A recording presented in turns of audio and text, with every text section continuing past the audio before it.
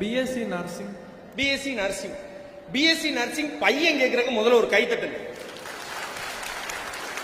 ஏன்னா நர்சிங்னாலே பொண்ணுங்க தான் ஆயிடுச்சு. மெடிக்கல்ல மைக் ஆஃப். மெடிக்கல்ல எம்பிபிஎஸ், பிடிஎஸ், சித்தா, பிஎன்ஓஎஸ் இப்படி ஒரு ஷெட்யூல் வரும்போது இந்த nursing very high level standard.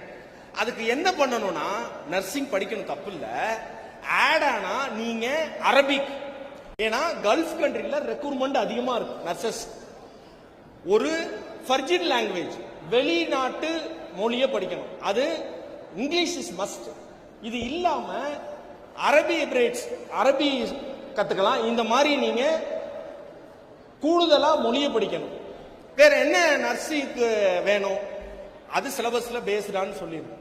இன்னொன்னு நர்ஸுக்கு அந்த இதுக்கு ஃபீல்டுக்கு வந்துட்டாலே என்னன்னா இன்னைக்கு எல்லாருக்கும் தேவை ஒரே ஒரு மாத்திரை தான். இந்த உலகத்தில் சிறந்த மாத்திரை ஒண்ணு என்கிட்ட இருக்கு. நான் சொல்ற மாத்திரை நீங்க சாப்பிட்டீங்கன்னா சிறந்துருவீங்க. என்ன மாத்திரை தெரியுமா? சகிப்புத்தன்மை. சகிப்புத்தன்மை சிறந்த மாத்திரை. ஏன்னா இன்னைக்கு யார்கிட்டமே கிடையாது, பெத்த பிள்ளைகிட்டையும் கிடையாது, அம்மாட்டையும் கிடையாது. தள்ளி விட்டு போயிடுறேன், ஓயான்றேன், அடிக்க வந்துடுறேன். நான் மதுரைக்காரன், அப்படித்தான் பேசுவேன். அதனால சகிப்புத்தன்மை முக்கிய மாத்திரை. இந்த ஃபீல்டுக்கு சகிப்புத்தன்மை ரொம்ப முக்கியம். இந்த சகிப்புத்தன்மை கூடுதல் அந்த பயாலஜி உடம்புல ஒரு டாக்டரோட வியூ